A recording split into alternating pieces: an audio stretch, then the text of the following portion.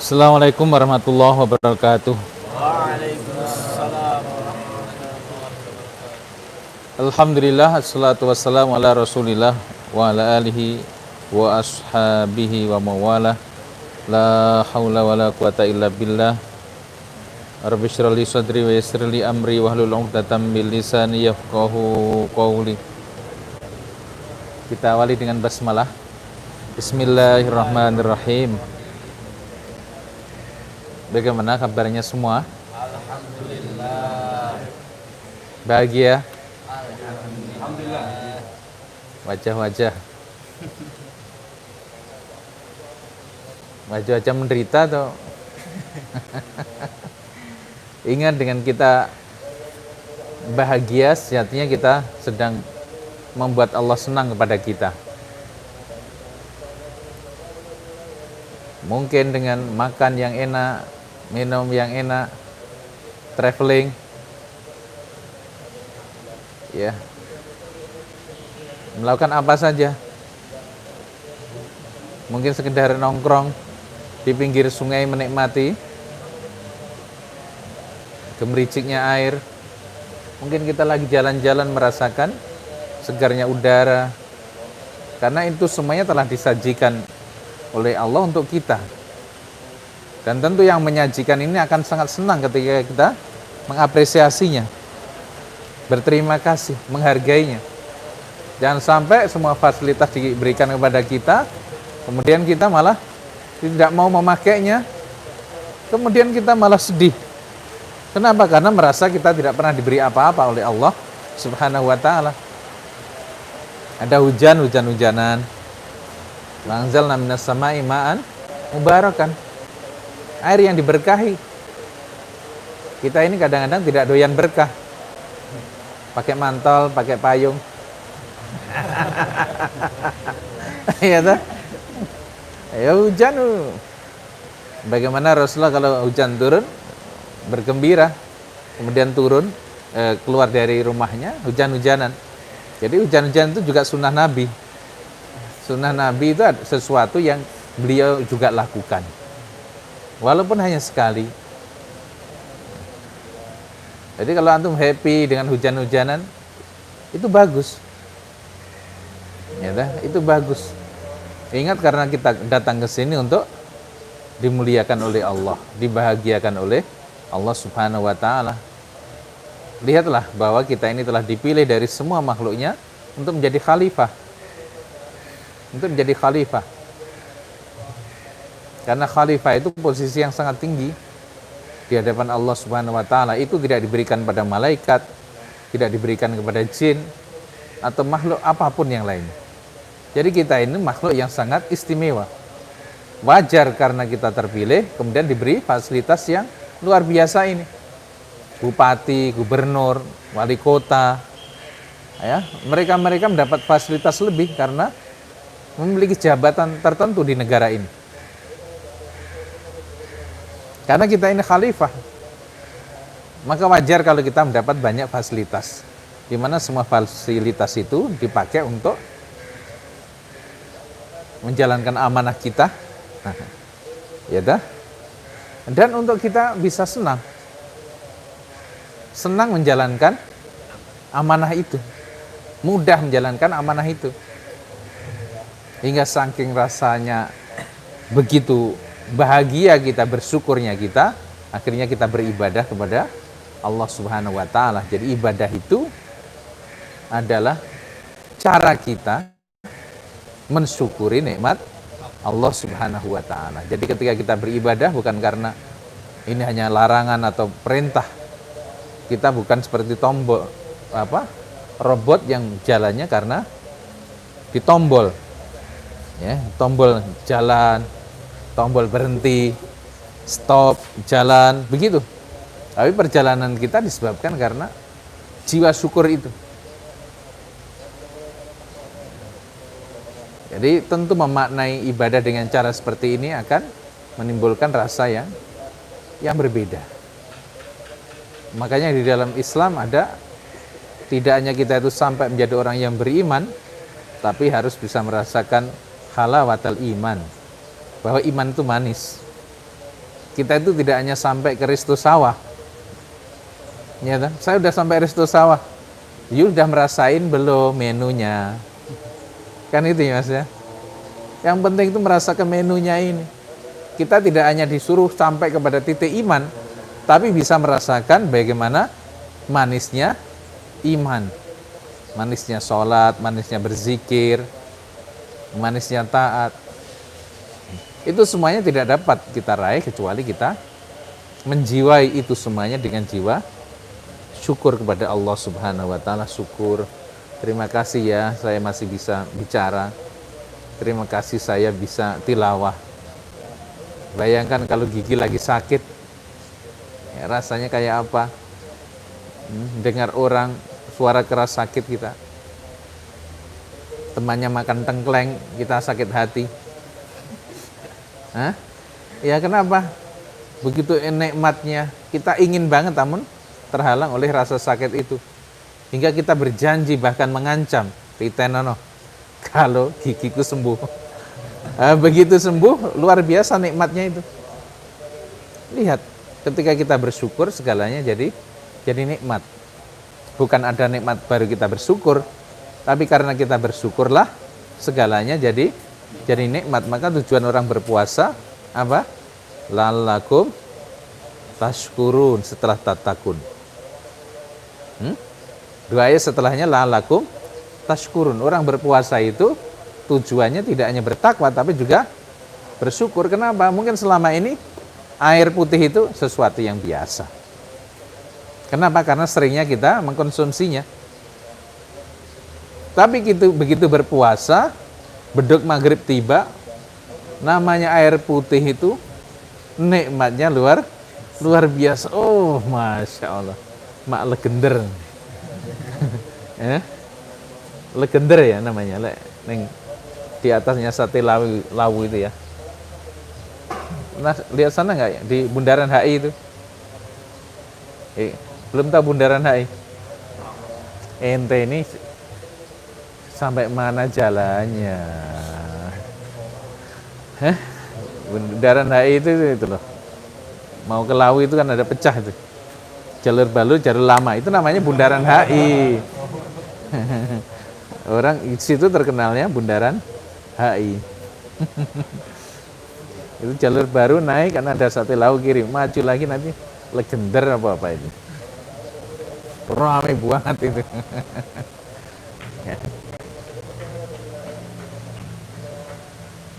Jadi namanya air putih, teh aja. Hari-hari biasa mungkin kita nganggap biasa, tapi begitu puasa, Masya Allah, kita bisa mensyukuri.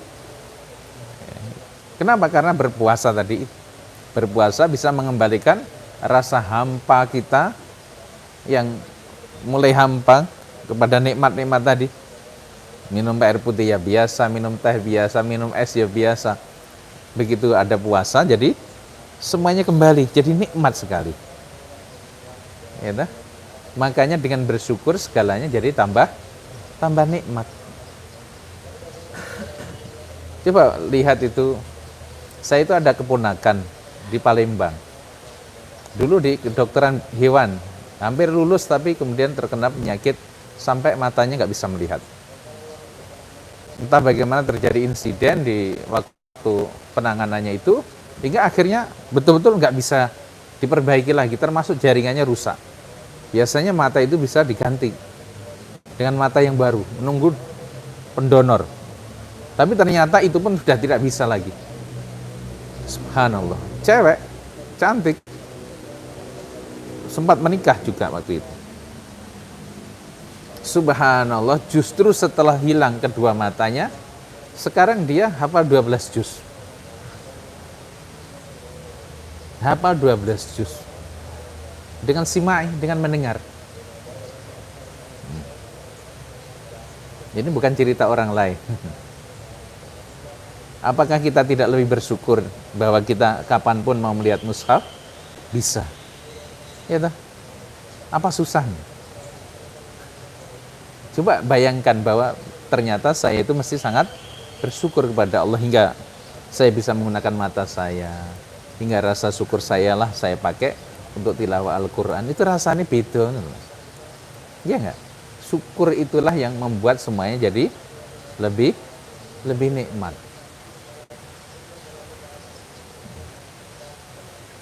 Jangan sampai seperti ikan kecil.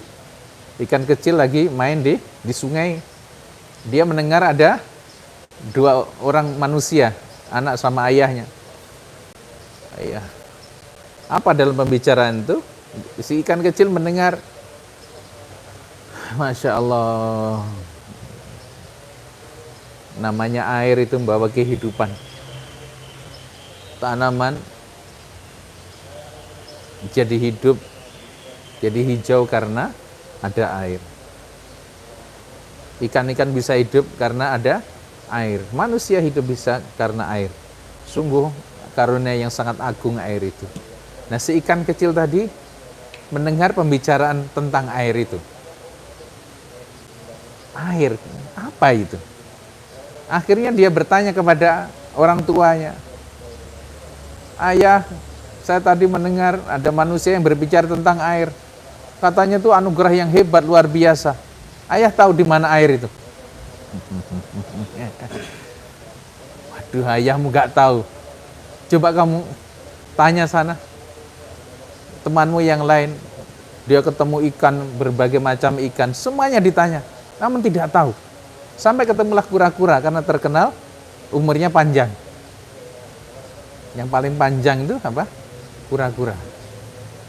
Ketemu kura-kura, kura-kura pun usia aku yang sekian puluh tahun belum pernah mendengar namanya air itu.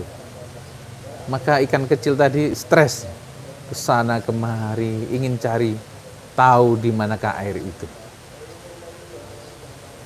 Kisah singkat ini menjelaskan bahwa kadang-kadang kita itu sedang menyelam dalam banyaknya anugerah dari Allah Subhanahu wa Ta'ala, hingga tidak lagi merasa bahwa yang kita nikmati itu sesuatu anugerah yang sangat luar biasa. Seperti ikan itu, dia sedang hidup di dalam air, di dalam karunia air. Karena ia setiap hari begitu, hingga dia tidak merasakan bahwa ia sedang menyelam, sedang berenang, sedang menikmati anugerah yang besar berupa air itu.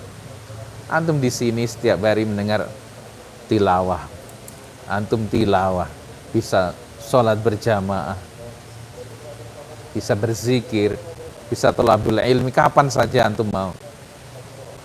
Punya teman-teman yang baik semuanya penghafal Al-Quran. Dan mana semuanya 3 golongan penghafal Al-Quran itu, kata Rasulullah, fil jannah, jaminannya. Kan ada sabiqun bil khairat, kemudian yang tengah, dan di antara yang ketiga yang dzalimun li nafsi. Kata Rasulullah di hadis penutupnya, semuanya fil jannah. Kurangin apa? Kenikmatan yang macam apa lagi yang kita ingkari. Namun kadang-kadang karena setiap saat kita berada di dalam air tadi itu, kita bingung, aku dapat apa sih? Hingga kita kadang merasa kurang bisa menikmati hidup ini. Hidup ini terasa hampa, kadang-kadang galau kita, sedih kita. Hanya semata-mata karena belum punya tunangan. Hanya menganggap madesu, masa depan suram. Hanya menganggap anggapan-anggapan yang dibikin-bikin sendiri, yang semuanya nggak jelas itu. Ya, karena kesedihan, kegalauan itu hanya ilusi, tidak nyata. Penderitaan hidup itu tidak nyata, hanya ilusi, hanya sesuatu yang kita ciptakan sendiri. Nggak punya duit, bisa hidup kan?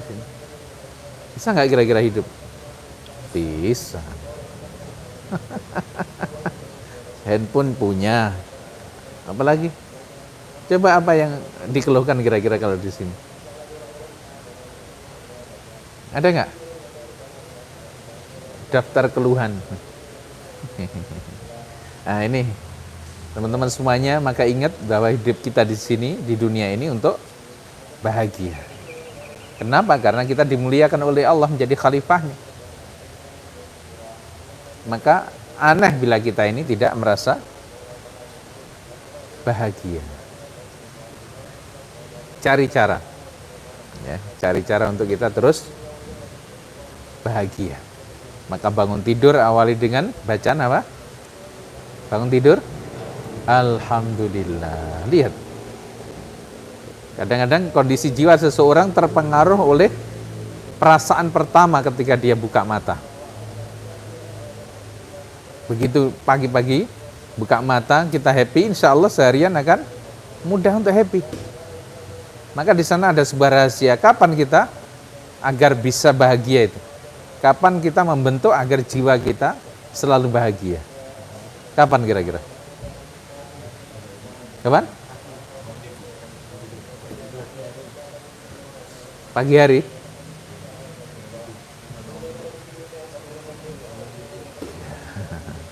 Ya, sudah disampaikan. Jadi 30 menit sebelum tidur.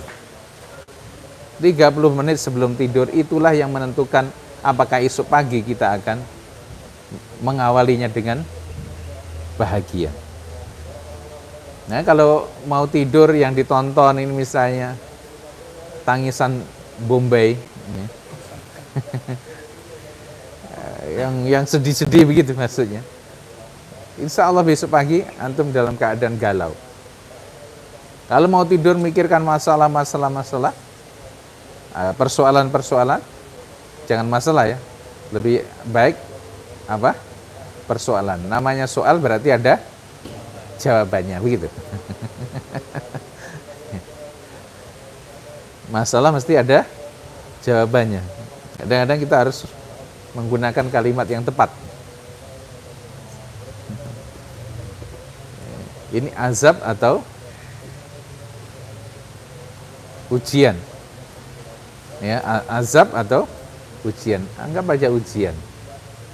Lebih keren lagi, ini adalah karunia dari Allah. Orang sakit kan misalnya, sedang dibersihkan dosa-dosanya. Nah, kali ini kemarin kita memulainya dengan ibda binafsik. Kita ini ingin menebarkan bahagia kemana-mana. Ya, sampai Islam itu menyebut wilayahnya dengan Darussalam, kawasan yang damai. Afsus salam, menebar bahagia, menebarkan sukacita. Ya, tabassumuka, suruh tersenyum. Intinya kita itu menebar kebahagiaan kemana-mana. Bahkan semua syariat Islam, apa yang tidak?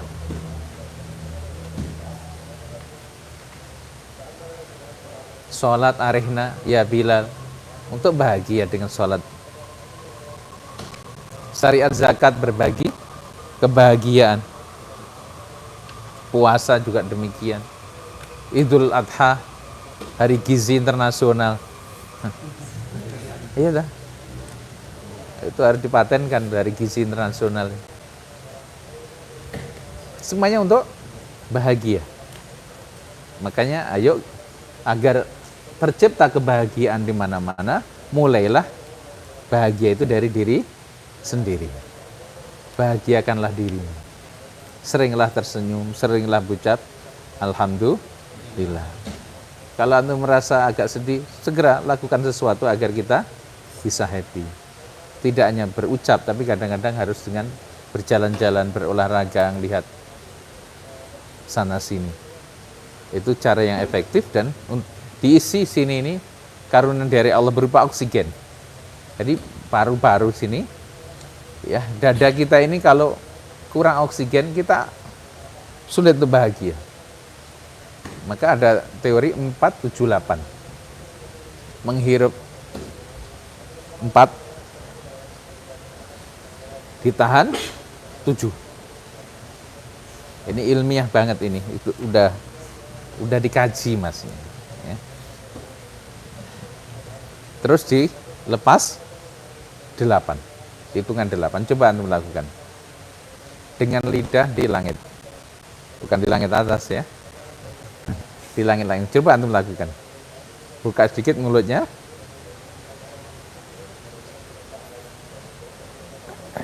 Dihitung pelan-pelan nariknya. Lepasnya lewat mulut. Lidah di atas nekok gini.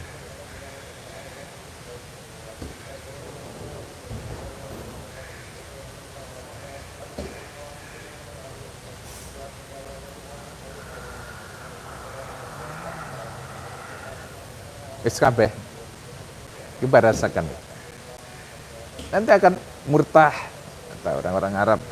Murtah. Jadi longgar di sini. Longgar. Jadi untuk bahagia itu harus diciptakan, kita buat sendiri. Salah satunya dengan begini. Kan enak nanti. Makanya kadang-kadang kalau orang lagi sedih, tarik nafas gitu. Sebenarnya itu respon tubuh. Respon tubuh untuk mengisi oksigen yang sedang minim itu. Gitu ya. Coba dilatih. Sekali duduk 3 atau 5 kali ya. Insya Allah itu akan membuat kita jadi selalu happy. Jagalah diri agar senantiasa happy. Baik. Kemudian yang lanjut kita akan bicarakan aslih nafsaka yasluh lakan nas. Ini masih berkaitan dengan yang pertama. Perbaikilah dirimu, maka orang lain akan baik padamu. Dalam hidup kita memang tidak boleh menuntut orang lain. Namun demikianlah hidup ini berjalan. Ketika kita sedang memperbaiki diri kita, maka orang lain itu akan ikut baik pada kita. Jadi kalau kita punya target, ingin adanya perbaikan dalam hubungan kita dengan siapapun, gak usah menuntut orang itu menjadi baik seperti yang kita harapkan. Cukup perbaiki dirimu. Perbaiki aja dirimu. Maka tiba-tiba orang itu menjadi baik. Gitu ya. Ini rumus dasarnya begitu. Nah, bagaimana caranya? Bagaimana caranya? Oke. Di sana ada semacam kaidah yang harus kita yakini. Kita percayai. Bahwa dalam hidup ini Allah yang nentuin. Apa? Allah yang nentuin. Gitu.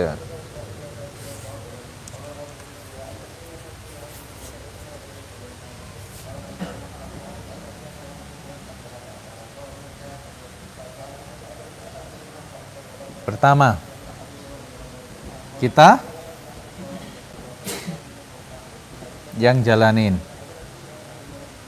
orang lain yang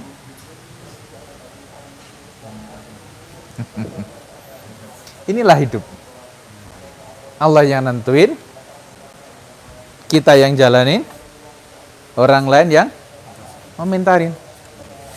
Wis gitu memang.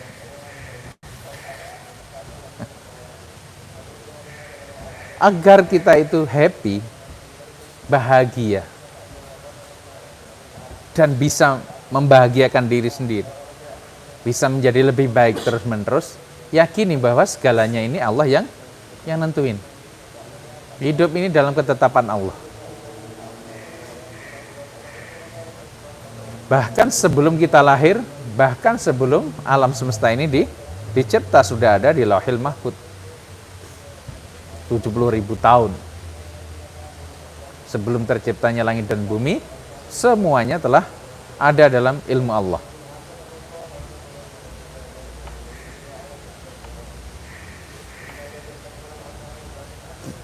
Ini keyakinan kita. Kayak Indonesia, kadang-kadang kita mendengar berita ya, mengikuti berita lewat sosmed, wah kayaknya ini mau resesi 99,9, Indonesia akan resesi. Gara-gara presiden, gara-gara menteri ini, Indonesia akan hancur, ambiar.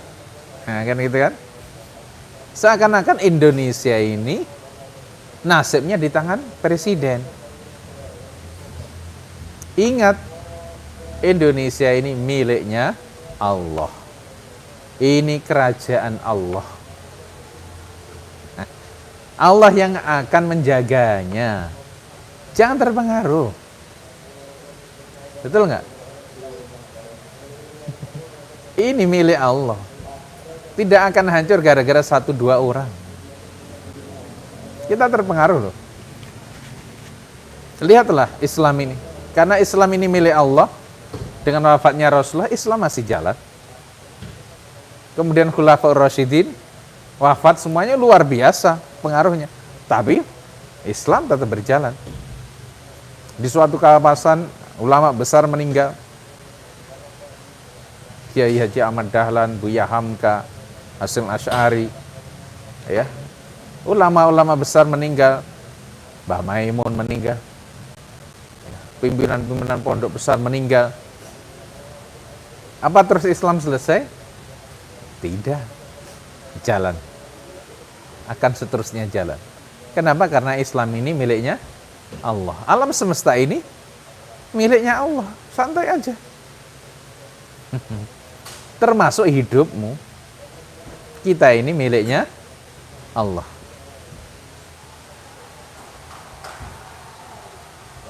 Kita ini miliknya Allah atau kita punya Allah? Kadang-kadang kita membaca moto itu kan, kata-kata bijak katanya. Katakan pada masalah sebesar apapun, aku punya Allah yang lebih besar. Yang besar, yang benar itu aku punya Allah atau aku punya Allah atau aku milik Allah. Apa bedanya? Sederhana, aku punya HP. Saya akan pakai HP ketika saya perlu. Ya. Orang-orang yang mengatakan aku punya Allah, maka dia akan memanggil Allah ketika ada perlu. Ketika dia nggak perlu, dicuekin. Padahal ayatnya jelas, lillahi ma fis samawati wa ma fil ardi, milik Allah. Berarti kita harus menimbulkan kesadaran bahwa kita itu miliknya Allah. Karena antum miliknya Allah, ya santai aja. Mesti akan diopeni, akan dijaga, akan dilindungi. Mesti. Masalah jodoh nggak usah khawatir, ada. Nggak akan ketelingsut ya. Haris, Padi Cipta, nggak ada jodohnya, nggak ada. Allah udah punya statement semuanya. Aku ciptakan berpasang-pasangan. Karena begitu kita lahir, kemudian dapat mendengar, dapat melihat, mendengar dulu baru melihat, innas sam'a wal basara. Mendengar dulu baru melihat, kan begitu. Sejak dalam kandungan kita juga sudah dapat mendengar, lahir juga bisa mendengar, tapi belum bisa melihat. Maka ayatnya innas sam'a wal basara. Sama dulu.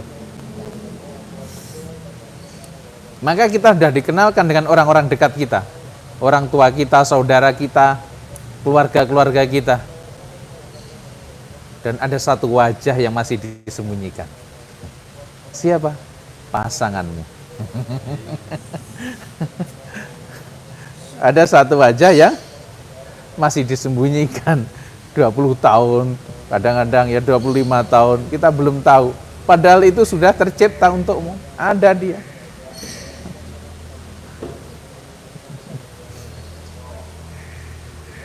Yakin aja. Pada akhirnya kita kembali meyakini bahwasanya hidup ini Allah yang nentuin. Kita yang jalani. Kadang-kadang nggak ada pilihan. Maka sebagian perjalanan hidup kita ini disebut as-safar al-ijbari, perjalanan yang dipaksakan. Kita pengennya betah dalam perut ibu. Ya Allah, 9 bulan 10 hari terpaksa harus dikeluarin, kalau nggak dikeluarin harus dipaksa keluar, operasi. Anget nih, enak di dalam perut, nggak boleh. Kenapa? Mau dipakai adikmu. Ya, begitu lahir kita menyusu kepada ibu. 2 tahun aja. Kenapa? Antri mau di PKAD. Kan begitu. Terus kita mendewasa. Pengennya remaja terus, dia nggak bisa. Tiba-tiba jagonya membesar, suaranya jadi berubah. Ayolah. Itu tanda-tanda dewasa, mulai bermimpi, mulai tumbuh jerawat. Itu tanda-tanda kita mulai dewasa. Tandanya tubuhnya di sini, pikirannya di tempat lain. Itu tanda dewasa. Ya, anak kecil kan begitu. Anak kecil di mana tubuhnya, disitulah pikirannya, jiwanya. Kalau anak dewasa apa bedanya? Tubuhnya di situ, jiwa pikirannya belum tentu di situ. Melayang-layang ya. Rihlah entah kemana. Mungkin mencari seraut wajah yang hilang tadi itu.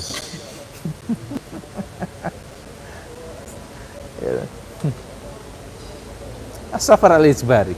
Kita pengennya bujang terus, ternyata episode hidup kita harus menikah. Menikahlah. Pengennya senang-senang toh, punya anak.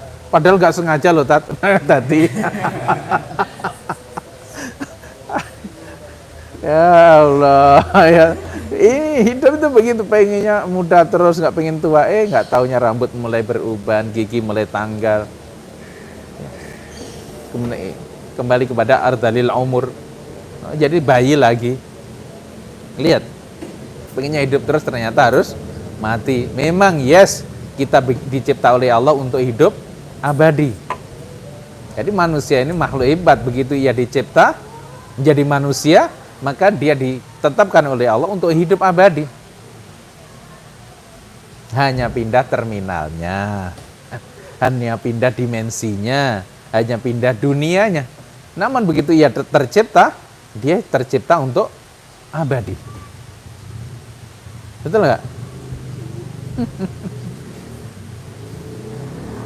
Makanya dalam banyak hal kita nggak ada pilihan, jalani aja. Jalani aja. Biar orang lain mau komentar apapun, nggak jadi masalah. Maka dari itu, hidup ini perlu apa tadi?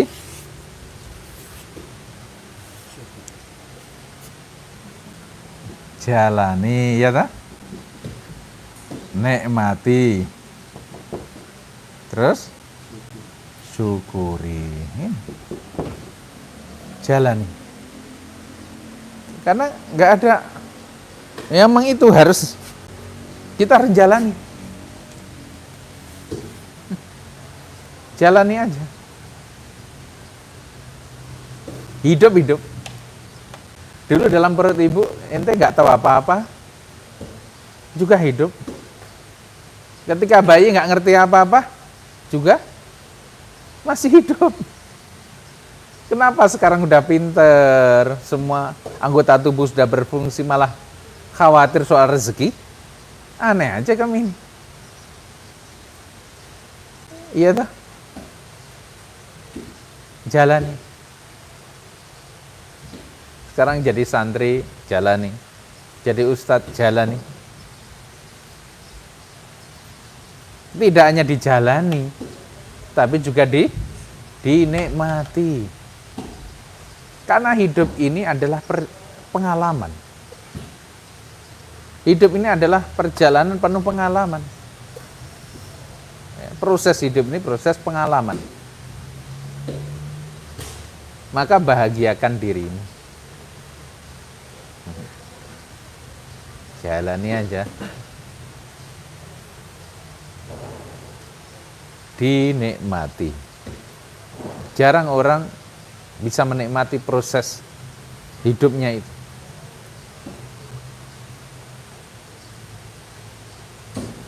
Kenapa? Sekali lagi kenapa harus dijalani? Karena seringkali hidup ini memang tidak sesuai dengan mau kita. Ya enggak? Seringkali hidup ini berjalan tidak sesuai mau kita. Ana urid, anta turid, Allahu fa'alul lima yurid.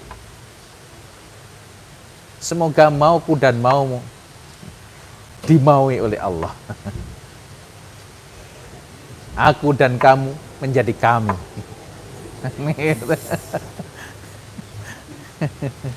Kemudian jadi kita karena ada anak-anak.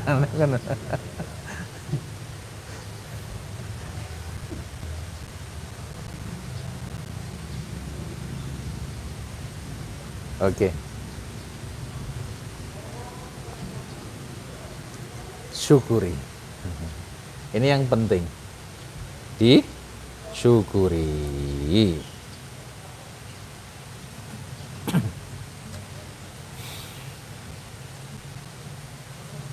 Maka ini kita masih proses untuk agar kita ini berada di zona bahagia. Jadi materi ini masih terkait dengan yang pertama.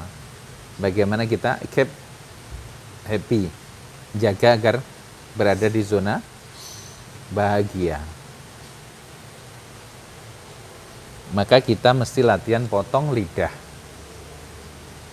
Ya, potong lidah. Potong lidah nih. Nah, ini PR kita selama sepekan adalah potong lidah. Apa itu?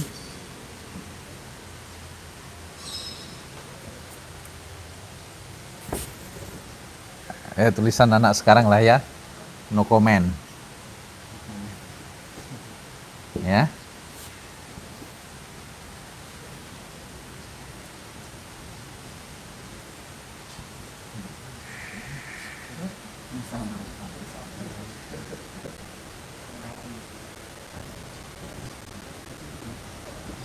Itu. Pekerjaan kita selama sepekan ke depan 3 hal ini. No comment, no sambat, no reken. Ojo komen, ojo sambat, ojo dipikir. Nah, kita lihat satu persatu. Masyarakat kita ini terlalu terbiasa dengan komentar. Maka acara yang diminati diantaranya ILC. Iya enggak? Para pengamat-pengamat. Dan kiamatnya umat ini karena banyaknya orang bodoh yang berbicara urusan umat kan begitu. Ada peristiwa apa saja dikomentari. Itu tidak hanya di kalangan elit, termasuk sampai ke semua kalangan. Apa-apa kita komentari. Ada teman pakai bajunya warnanya merah, wah norak. Ada teman pakainya lusuh, wah lusuh, males. Apa-apa dikomentari tuh. Ada orang lama di ATM, dasar kampung, nggak bisa. Jadi kita ini terbiasa dengan komentar, hingga majelis rasan-rasan itu subur. Lalu antum melihat jamaah al-YouTubiyah itu, jamaah al-YouTubiyah, wah komentarnya kan ya karu-karuan. Iya, di YouTube. Komentar. Luar biasa. Latihan selama sepekan tidak komentar. Makanya judulnya potong lidah. Karena kadang-kadang satu komentar kita membuat orang lain jadi sedih.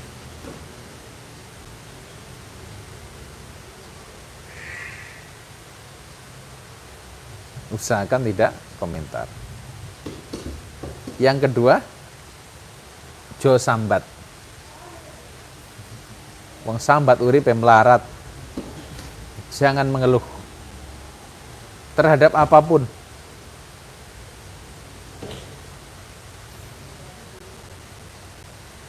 Mengeluh itu tidak pernah menyelesaikan persoalan, namun akan menambah beban.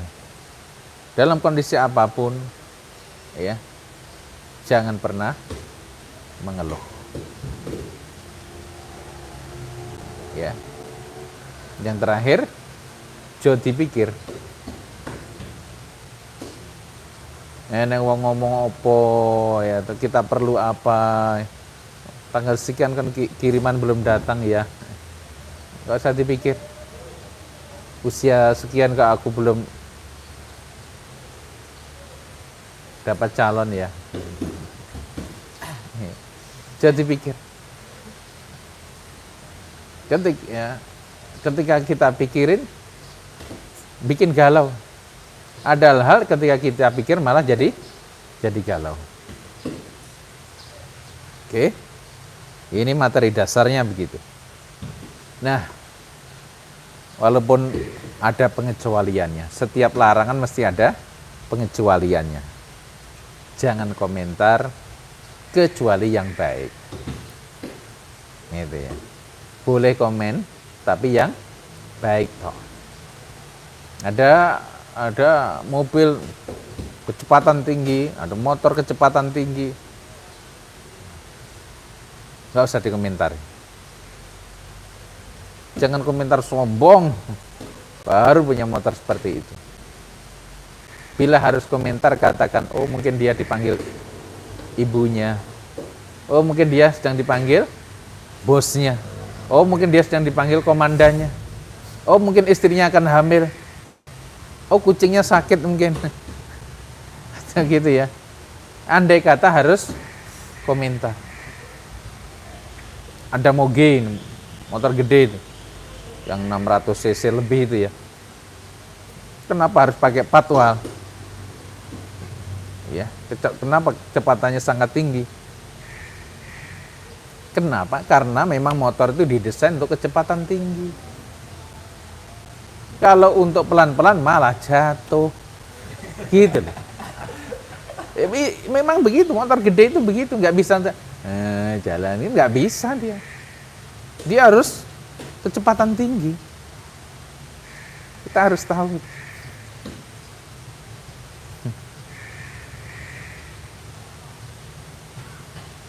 Ya, inilah teman-teman semuanya, berusaha, dilatih betul, potong lidahmu dari berkata yang tidak perlu.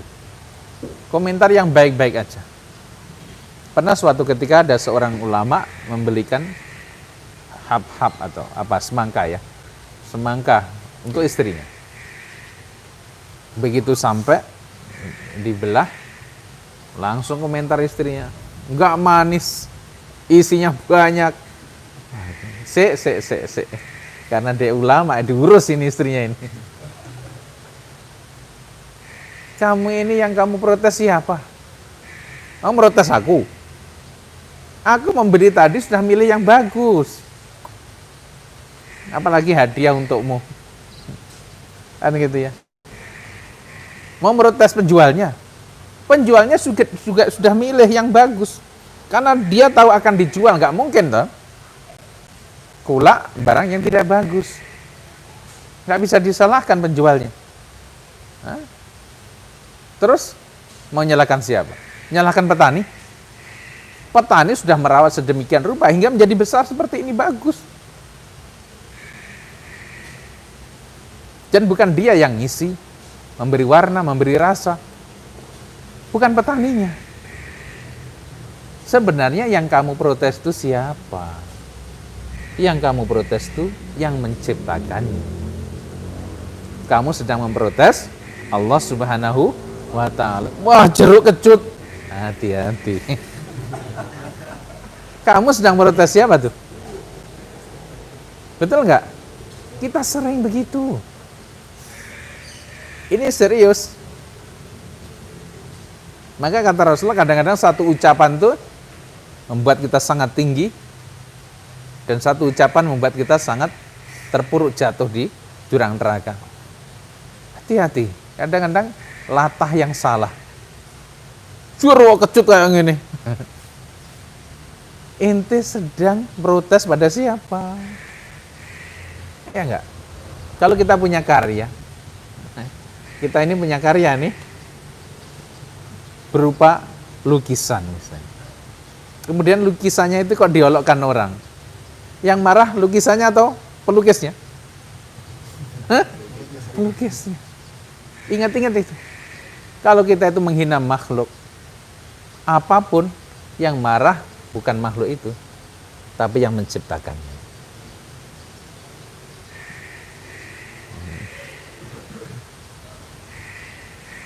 Jeruk kecut, Masya Allah, Alhamdulillah, vitamin C-nya banyak, kan gitu ya. Komenlah begitu. Ya. Beli daging ya, makan antum ya kok kenyal. Gua geng koyo ban.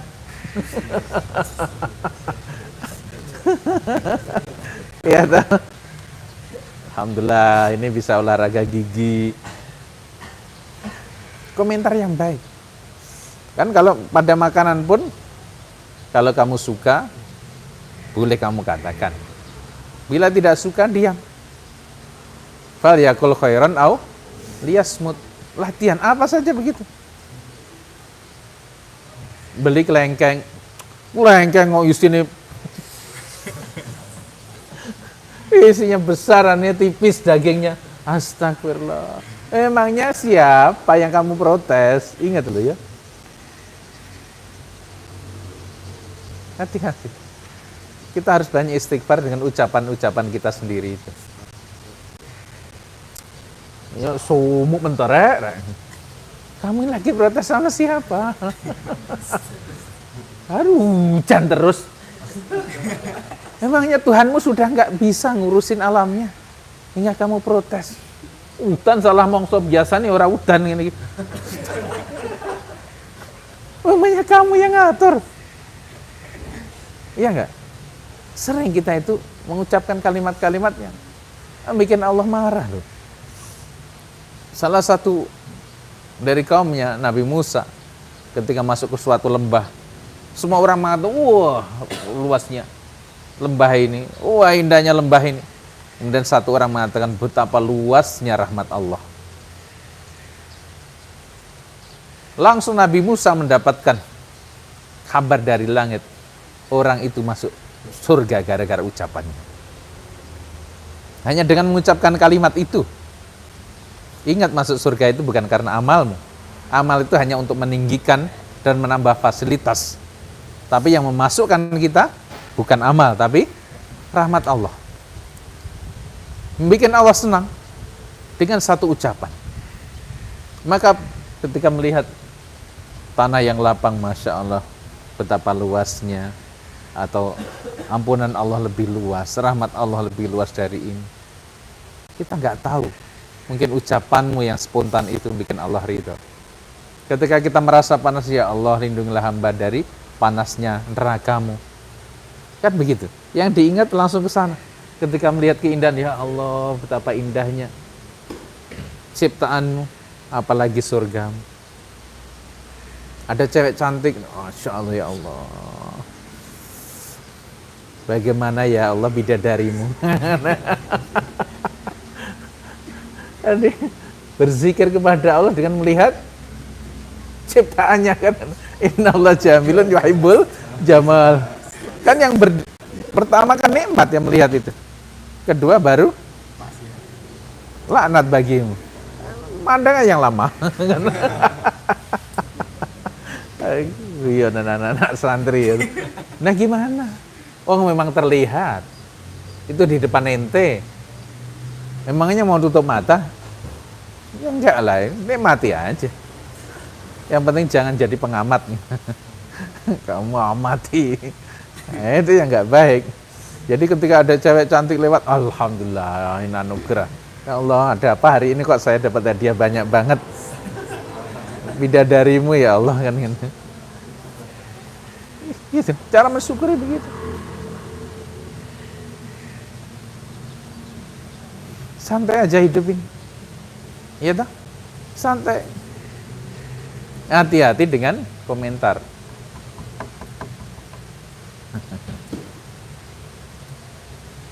Ya Allah, saya gendut loh. Gendut amat sih saya ini. Dinikmati. Bukankah orang yang gembul itu, jaketnya rangkap, jadi anget kemana-mana. Alhamdulillah, teman-teman pakai jaket palsu, saya asli. Hina, bukankah gendut itu tanda kemakmuran? Cari enaknya aja. Ya, punya teman, punya motornya sudah lama nggak ganti-ganti. Masya Allah, dia itu lelaki setia. Tipe lelaki setia yang tidak mudah meninggalkan yang lama, kan?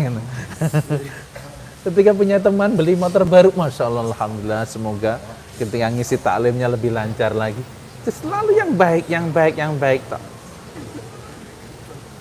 Kan gitu ya, dilatih itu. Komentar yang baik. Ya. Terus jangan sambat, no sambat. Mengeluh itu pekerjaan orang-orang yang putus asa. Mengeluh itu pekerjaan orang-orang yang tidak pernah mengenal Allah dengan baik. Apa yang akan kita keluhkan? Semuanya baik-baik aja. Hidup ini berjalan bukan karena seseorang, tapi ingat, negara ini berjalan dengan restu dan ridha Allah. Hingga ada orang mau bikin kerusakan kayak apapun, nggak akan rusak semuanya, santai aja. Ya dah? Yang merusak itu pikiran kita, keyakinan kita sendiri. Jangan mengeluh. Dapat sambal pedas, alhamdulillah. Minum kopi pahit, alhamdulillah, tidak sepahit nasibmu, kan? Saya dibikin inilah. Jangan sambat. Ketika dapat nasi kok lembek banget, alhamdulillah. Tidak perlu mengunyah berlebihan. Ketika dapat nasinya keras, alhamdulillah. Bisa olahraga mulut lebih lama. Apa yang dikeluhkan? Bila hujan turun selalu, alhamdulillah, rahmat Allah terus diturunkan. Ketika tidak turun hujan, alhamdulillah. Jadi kita bisa menikmati sinaran matahari. Banyak orang nggak pernah melihat sinar matahari. Kita ini di garis khatulistiwa, bebas kita melihat kapanpun. Banyak negara lain yang kadang-kadang setahun hanya beberapa kali melihat namanya matahari. Tuh. Ketika melihat ada temannya sudah berkeluarga, alhamdulillah, dia lebih mendahuliku. Ya. Jangan komentar dia pakai pelet apa ya. No, alhamdulillah. Ada temannya belum laku-laku, alhamdulillah. Allah sedang mempersiapkan yang paling baik untuknya. Gitu kan? Gitu loh, Mas. Gak usah dipikir, ada hal-hal yang gak perlu dipikir. Tidak semuanya harus kita pikirkan. Ketika gak dipikir, apa yang bekerja di sini? Diyakini. Diyakini. Yakinlah bahwa ada rezeki untukku. Yakinlah semuanya akan baik-baik saja. Jadi ketika nggak dipikir di sini, yang bekerja lebih kepada apa? Keyakinan. Wah, nanti saya kalau nikah gimana ya? Makannya gimana ya? Rezekinya dari mana ya? Nggak usah kamu terlalu pikirkan. Kenapa? Karena itu dalam tanggungan Allah Subhanahu Wa Taala akan ada. Kamu bikin pondok, bikin aja. Dari mana? Ada nanti. Saya mau kuliah ke luar negeri.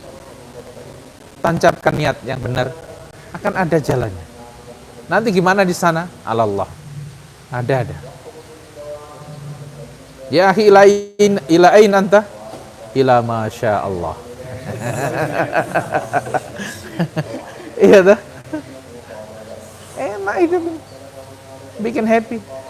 Selama kamu happy, kita menarik yang happy-happy. Kalau ada orang meninggal, sedih, maka yang datang adalah orang-orang yang akan ikut sedih. Ketika kamu tasyakuran, wisuda, kamu bahagia, maka yang datang adalah orang-orang yang turut berbahagia. Begitulah hidup ini. Kalau hatimu kamu penuh kesedihan, maka kamu sedang mengundang kesedihan demi kesedihan. Tapi kalau kamu selalu happy, bersyukur, bahagia, kamu sedang mengundang kebahagiaan demi kebahagiaan. Orang-orang yang datang untuk membahagiakanmu. Pilihlah hidup ini. Hidup model takziah atau tasyakuran. Pilih aja. Maka orang yang senantiasa hidupnya menderita itu koken sambat, mengeluh, tidak enak, lihat, berarti dia sedih. Maka wajar yang datang selalu segala hal yang tidak membahagiakan dia. Coba lihatlah orang-orang yang bersyukur, alhamdulillah. Ada saja, tiba-tiba, ayo ngopi yuk, ayo nengklang yuk, ayo jalan-jalan yuk, ayo umrah yuk, ayo nikah yuk. Ada aja tiba-tiba itu. Loh, gitu kan? Latih diri kita ini untuk bahagia selalu. Ya, ini latihannya. Untuk sepekan ke depan, 3 hal ini. Saya, ada pertanyaan? Ye.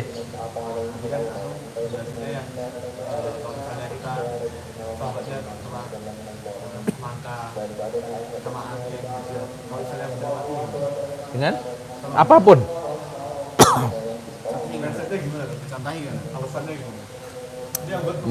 Motor kok mogok gitu.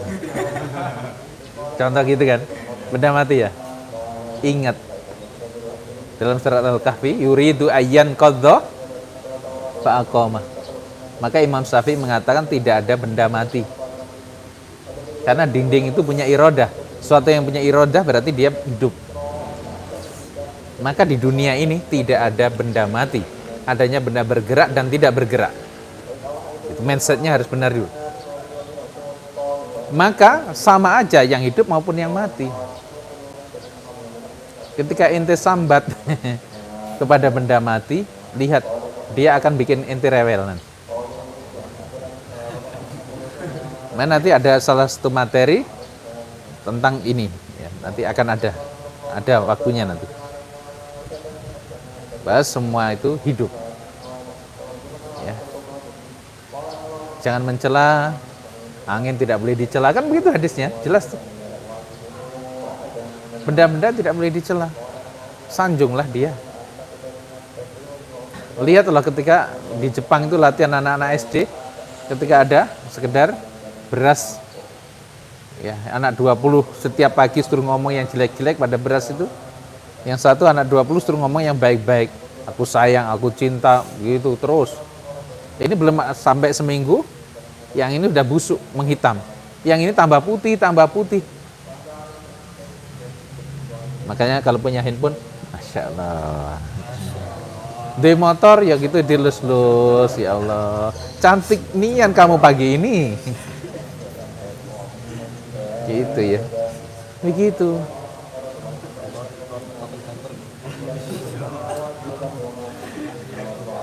Ya, kepada benda apapun begitu. Dilatih untuk kita memberikan pujian. Apa salahnya memuji sesuatu? Karena akan kembali pada diri kita. Jangan mencela, jangan menghina, jangan mengeluh. Jalanan becek, alhamdulillah, berarti saya lagi latihan keseimbangan. Kan gitu tuh. Itu semuanya tergantung kita kok.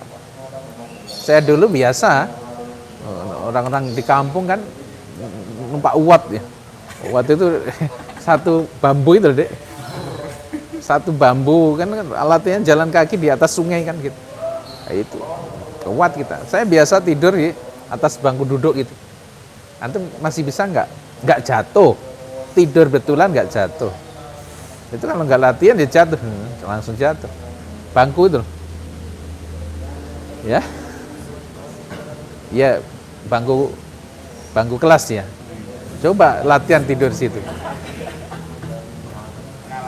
Iya, jangan tidur begini ya. Ini kuno mah. Tidur di gitu. Latihan, anggap aja nikmat. Karena dalam hidup ini kadang-kadang kita harus mencoba semua yang asik-asik tadi. Jangan monoton hidup ini. Bahkan itu dalam waktu itu saya ikut muhadarahnya Fathiyakan ya, dari Lebanon itu. Beliau juga berpesan, apalagi anak muda kalian harus melatih semuanya. Biasa tidur di hotel, bisa tidur di masjid, bisa tidur di sahra, di gurun, bisa tidur di hutan. Karena kita tidak tahu apa yang akan kita hadapi suatu saat nanti. Jangan hanya bisa tidurnya di atas kasur. Begitu di gunung masuk angin. Jangan hanya bisa tidurnya di lantai, tapi tidurlah di atas kasur. Kadang orang nggak biasa tidur di atas kasur, sumuk. Nikmati, ini semuanya proses. Hidup ini tentang pengalaman. Ingat, hidup ini tentang pengalaman, bro. Alami aja. Makanya kalau saya ketemu mas saya sudah sepuh-sepuh itu, ingin rasanya saya menjadi muda seperti kamu. Banyak hal yang muncul di usiaku ini yang sudah tidak bisa aku lakukan. Ingin banget sejak dulu. Lihat Wes Al-Qarni itu, dia gendong sapi sejak sapi itu kecil naik gunung itu. Setiap hari. Setiap hari. Nah sapinya ini tambah hari tambah besar, sampai besar pun sapinya tetap digendong. Tahu nggak kisah Wes Al-Qarni? Ternyata itu untuk melatih fisiknya agar nanti ringan ketika harus menggendong ibundanya. Saya punya teman Irak itu kalau latihan, dia naik gunung itu 100 kali saben hari. Kadang tambah beban untuk jihad katanya. Ternyata nggak jadi ikut jihad. Sekarang jadi dokter ngajar di Turki. Sementara teman-temannya pada jihad di medan perang. Jihadnya dia ternyata untuk tafakuh fil ilmi.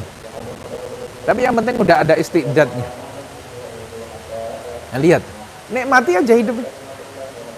Kalau ya, kalau nanti berhaji jalan kaki. Saya dulu haji jalan kaki antara masyair. Karena itu yang syar'i begitu. Armina, Arafah, Musdalifah, Mina. Jalan kaki, deket aja ada jalan khusus untuk pejalan kaki. Nanti lain kali pakai kendaraan. Makan kadang-kadang pakai tangan, ya. Kadang pakai sendok. Kata Yusuf Qaradawi, pakai sendok itu lebih sunnah. Kenapa? Karena kata Rasulullah 2 jari. Itu cara menjawabnya beliau. Intelektual itu harus cerdas ya. Katanya pakai sendok itu enggak nyunah. Justru itu malah sunnah. Kalau kayak mangan sop nganggo tangan piye? Tangan loro. Ya enggak iso. Kalau yang dimakan tamer itu khubz, roti bisa. Nah, orang-orang di Asia, orang-orang di Amerika suruh katanya ngikuti sunnah makan pakai 2 jari. Ya enggak kelar-kelar dong. Ya. Nikmati aja, kadang-kadang makan rame-rame. Hidup ini adalah soal pengalaman. Alamilah apa saja yang selama tidak keluar dari rambu-rambu yang dibenarkan.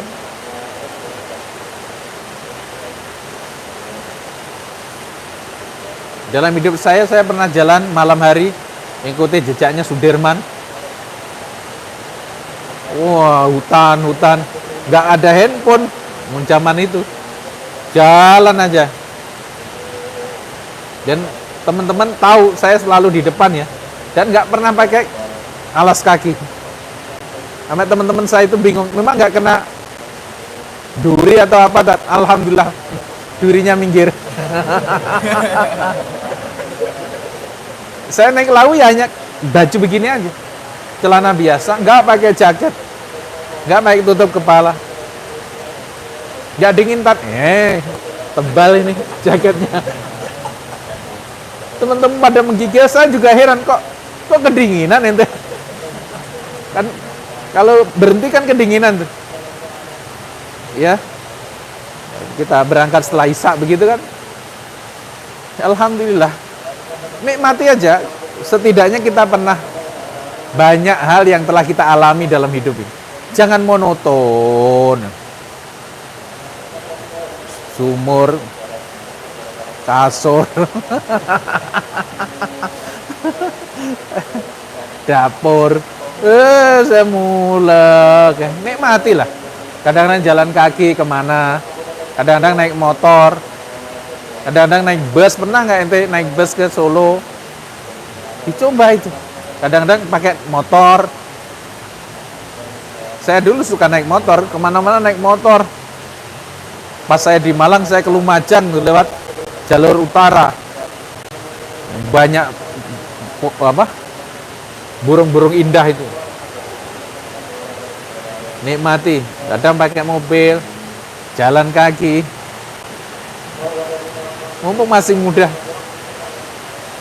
Nanti walaupun udah punya istri, cari pengalaman baru lagi. Hujan-hujanan, happy aja.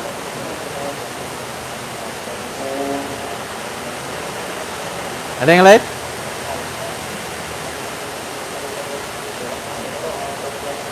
Ini seni menikmati hidup. Hidup ini mesti dinikmati. Dan itu tidak melanggar syar'i. Iya kan? Kok hidup harus menderita, kata siapa? Masa nanti kalau ente mau menikah, Uti, saya mencari pasangan yang siap menderita. Gak akan dikasih. Saya mencari calon pendamping yang siap untuk bahagia. Siapkah Uti bahagia bersamaku? Kan? Jangan mencari yang siap diajak berjuang. Karena orang kalau siap berjuang, seumur hidupnya penuh perjuangan. Dan ini serius. Ada satu keluarga itu anaknya udah 4 atau 5. Masya Allah senengnya bertemu saya itu. Kenapa? Karena selama ini hidupnya itu penuh perjuangan. Banyak orang ditolong. Wes proyeknya itu tentang perjuangan semua. Ketemu saya dapat ilmu ini. Bahwa hidup itu untuk bahagia. Ketika kita ngomong hidupnya untuk perjuangan, capek dia. Berjuang terus. Makanya cari istri yang siap untuk hidup bahagia.